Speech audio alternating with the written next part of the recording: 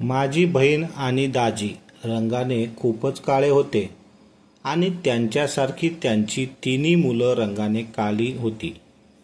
पण जेव्हा त्यांना चौथी मुलगी झाली, ती रंगाने खूपच गोरीपान होती. त्यामुळे मला थोडासा संशय आला आणि मी माझ्या बहिणीकडून सत्य जाणून घेण्याचा प्रयत्न केला. पण जेव्हा माझ्या बहिणीने जे काही सत्य मला सांगितले ते ऐकून माझ्या पायाखालची जमीनच सरकली. कारण ती मुलगी तर माझी बहीण मला सत्य सांगत होती आणि मी हैराण होऊन माझ्या बहिणीचे बोलणे ऐकत होते. ती जे सत्य सांगत होती, ज्या सत्याने तिला पूर्ण गावात बदनाम केले होते. माझ्या आईवडिलांचा मी लहान असतानाच मृत्यू झाला होता, म्हणून मी माझे लहानपण माझ्या मोठ्या बहिणीच्या घरी घालवले होते. माझी बहीण आणि माझे दाजी दोघेही काळे होते आणि त्यामुळे त्यांची तिन्ही मुलं रंगाने काळी झाली होती. पण जेव्हा त्यांना चौथी मुलगी झाली, ती आपल्या बहिणी भावापेक्षा खूपच वेगळी होती. ती गोरीपान बॉबी डॉलसारखी दिसत होती. ती एखाद्या कापसाच्या फुलासारखी वाटत होती, जी पूर्ण तिच्या परिवारापेक्षा वेगळी होती. सगळ्या गाववालेही त्यांची चेष्टा सुद्धा केली होती की कदाचित माझी बहीण आणि दाजी ज्या गावातल्या मोठ्या वाड्यात शेताचे काम करतात, तिथूनच त्यांनी त्या मुलीला उचलून आणले असेल.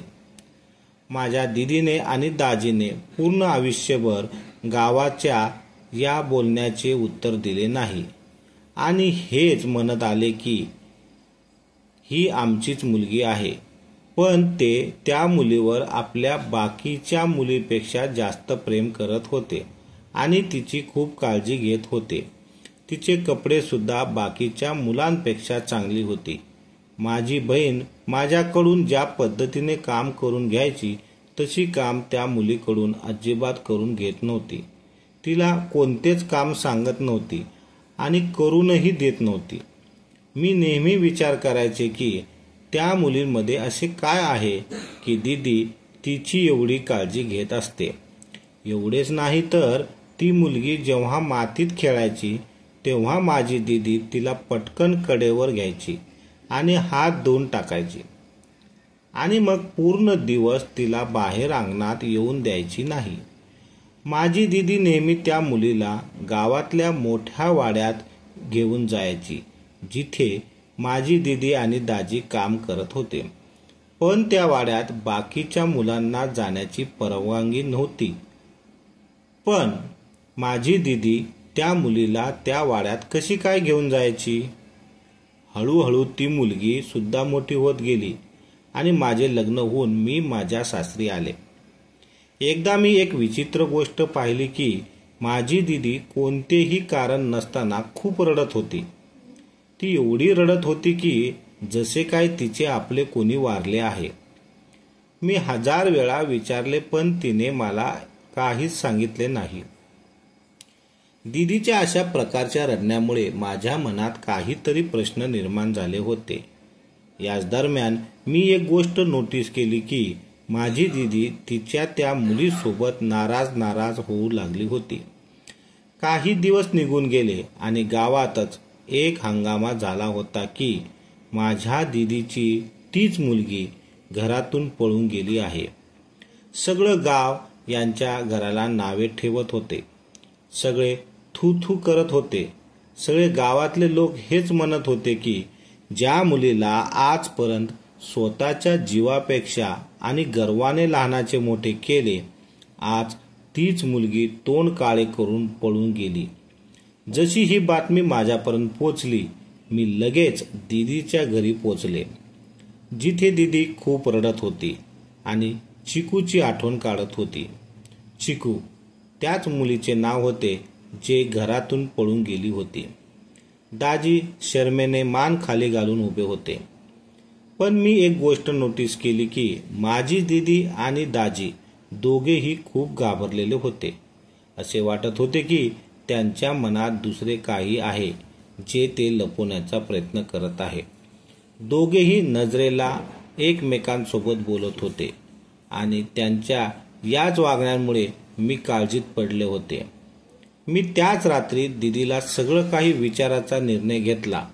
संपूर्ण दिवसभर गावातले लोक ये जा करत होते आणि मग संध्याकाळ होऊ लागली आणि जसा मी दीदीला विचारण्याचा प्रयत्न केला तेव्हा माझे पती मला न्यायला आले, कारण माझ्या सासूची तब्येत ठीक नव्हती.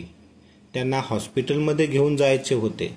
मग मी दीदीच्या घरातून बाहेर सांगून निघाले, मी 2-3 तासात परत येते, तेव्हा या विषयावर आपण परत बोलू. पण नशिबात होतं तेच घडलं. दुसऱ्याच दिवशी माझ्या सासूचा मृत्यू झाला आणि त्यांच्या अंतिम संस्कार आणि बाकीच्या विधीसाठी 13 ते 14 दिवस निघून गेले. माझ्या आईसारख्या सासूचे जाणे माझ्यासाठी खूप दुःखाचे होते. सासूबाई गेल्यानंतर माझ्या खांद्यावर काही अशा जबाबदाऱ्या आल्या की मी दीदीबद्दल सर्व काही विसरले होते आणि मी काहीच विचारू शकले नाही. या दिवसात माझी दीदी खूपच टेन्शनमध्ये राहू लागली होती आणि माझे दाजीसुद्धा खूप शांत झाले होते आणि नेहमी ती रात्रीचेच बाहेर जात होते. एक वेळा परत माझ्या मनात संशय निर्माण झाला. मला वाटते की कदाचित माझी दीदीच काहीतरी चुकीचं काम करत आहे किंवा त्याच्यासोबत काही चुकीचं घडत आहे. जसे जसे दिवस चालले होते माझा संशय अजूनच वाढत चालला होता आणि एक दिवस चिकू परत घरी आली. पण ती एकटी घरी आली नव्हती, तर तो मुलगा सुद्धा होता ज्याच्यासोबत ती पळून गेली होती. आम्ही त्यांना पाहून सगळे दंग होऊन गेलो होतो, कारण तो मुलगा आमच्या गावातल्या मोठ्या वाड्यातल्या छोटे सरकार होते, ज्यांच्यावर गावातल्या सर्व मुली मरत होत्या. त्या मुलाला पाहून या गावातल्या अर्ध्या मुली थांबत होत्या, कारण तो मुलगा दिसायला खूपच सुंदर होता, उंचपुरा होता, खूप गोरापान होता. कितीतरी मुलींच्या स्वप्नात तो राजकुमार होता. तुला या जगात हाच मुलगा मिळाला होता का? दीदीने चिकूला विचारले. दीदी चिकूला पाहून पहिल्यांदा तर थोडी खुश झाली, पण थोड्या वेळाने छोट्या सरकारला पाहून तिची परिस्थिती ती सांभाळू शकत नव्हती आणि अशा प्रकारे दीदी रडता रडता जमिनीवर बेशुद्ध होऊन पडली. ती पडताच चिकू दीदी सांभाळण्यासाठी खाली आहे, पण दाजीने तिला नकार दिला आणि हातानेच तिथून निघून जाण्याचा इशारा केला. संपूर्ण गाव डोळे फाडून हे दृश्य पाहत होते. संपूर्ण गाव म्हणत होते की पाहिलंय का चिकूची हिंमत, जिच्या आई बापाने संपूर्ण आयुष्य ज्या वाड्याचे मीठ खाल्ले त्याच वाड्यात ती लग्न करून चालली आहे. दाजीने तिला जाण्याचा इशारा केल्यामुळे चिकू रडत रडत घरातून निघून गेली.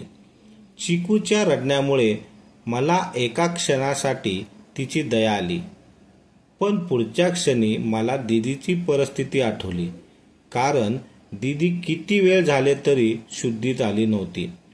सूर्यास्त होऊन संध्याकाळ झाली होती तेव्हा दीदी शुद्धीत आली होती. शुद्धीत आल्या आल्या तिने पहिला प्रश्न विचारला, चिकू कुठे आहे? तिच्या या प्रश्नाचे उत्तर यावेळेस दाजीने दिले की चिकूला मी या घरातून काढून टाकले आहे. दाजीच्या या बोलण्यावर दीदीने त्यांच्याकडे संशयाच्या नजरेने पाहिले आणि परत जोरजोरात रडायला लागली आणि पुन्हा पुन्हा हेच म्हणत होती की आपल्याकडून अपराध घडला आहे.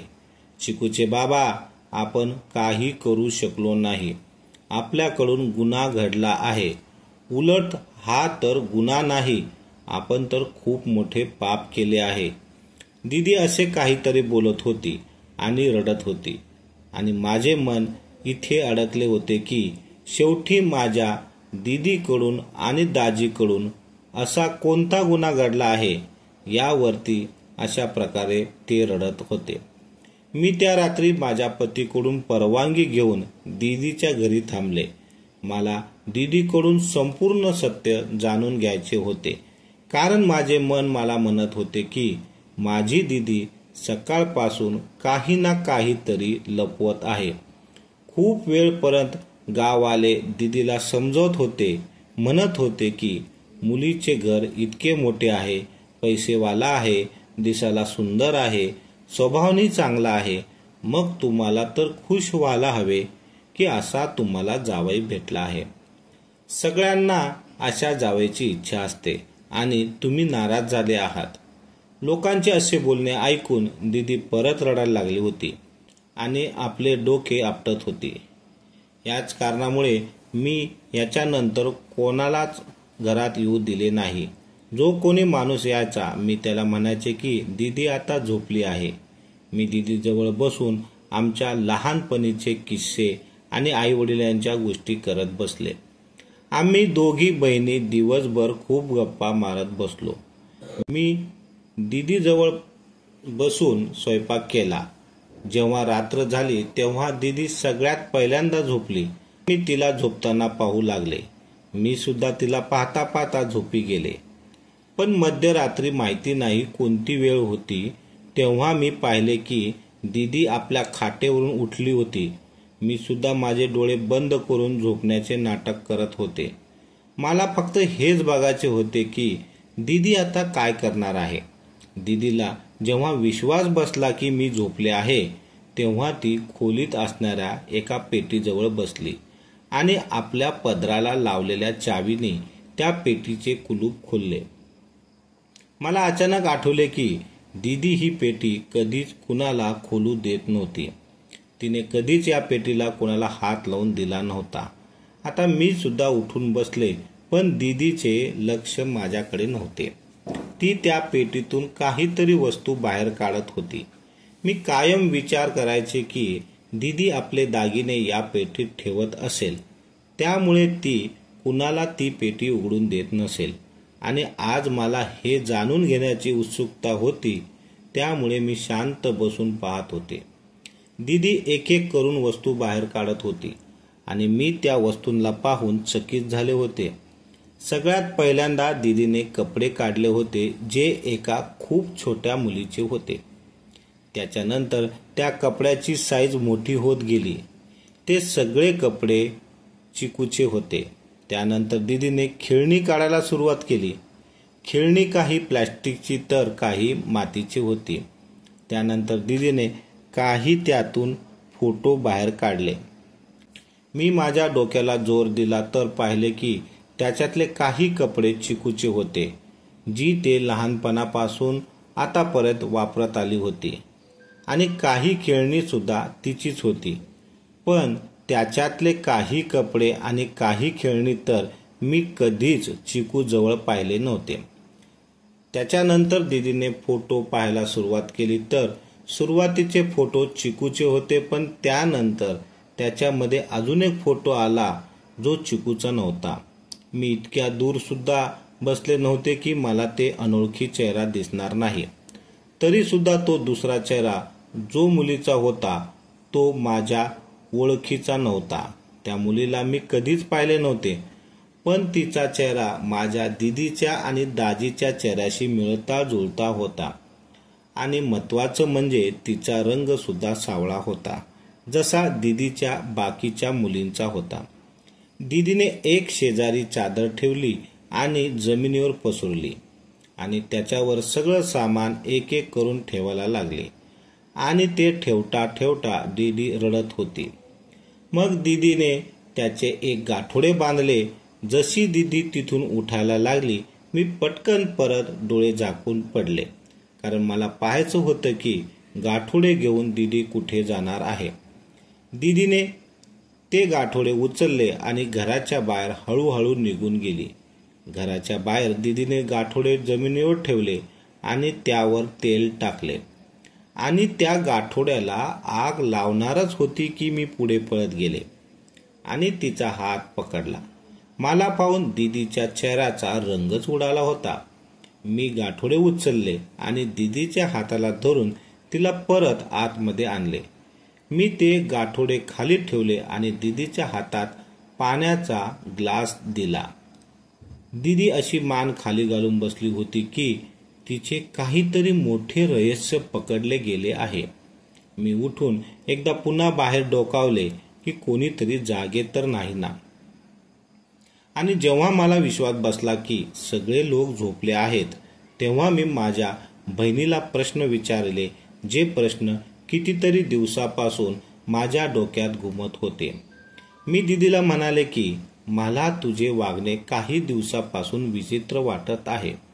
कधी कधी तू एकदम रडते तर कधी कधी एकदम शांत बसते. आणि आता या जुन्या झालेल्या वस्तूंना पाहणे आणि त्यांना पाहून रडणे आणि शेवटी त्या वस्तूंना आग लावायला जाणे, दीदी मला हे काहीच ठीक वाटत नाही. तू हे जे काही करत आहेस ते मला संशयजनक वाटत आहे. पहिल्यांदा तू आणि दाजी चिकू सोबत बाकीच्या मुलींपेक्षा वेगळे वागत होते. तिची खूप काळजी घेत होते. तिला कोणतेच काम करून देत नव्हते. नंतर तू तिच्याशी नाराज होऊ लागले आणि आता तिच्यासाठी एवढी रडत आहेस. असे का दीदी? माझ्या या बोलण्यावर दीदी म्हणाली की तू जसा विचार करत आहे तसे काहीच नाही. हे तर सगळे असेच घडले आहे. पण मला दीदीच्या बोलण्यात काहीतरी सत्यता वाटली नव्हती आणि म्हणून मी दीदीला पुन्हा पुन्हा तेच विचारत होते. पण दीदीने मला काहीही सांगण्याचा नकार दिला. मी दीदीला भरपूर काही ऐकवले होते की कदाचित चिकूच्या गोऱ्या रंगामुळे तू तिला काही बोलत नव्हती, पण बाकीच्या मुलांना तू थोड्याशा चुकीसाठी ओरडत होतीस कारण ती रंगाने काळे होते. याचा अर्थ असा झाला की तू बाकीच्या मुलांवर प्रेम करत नाही किंवा कदाचित तुला चिकूच्या सुंदरतेवर एवढा गर्व झाला आहे की त्यामुळे तू हे सर्व करत आहेस. मी दीदीवर असा आरोप लावल्यामुळे दीदीचे डोळे भरून आले आणि मग नंतर तिने मला सत्य सांगायला सुरुवात केली. मित्रांनो, पुढील गोष्ट ऐकण्याकरता चॅनलला सबस्क्राईब करा. पुढची कथा पुढच्या व्हिडिओमध्ये. धन्यवाद.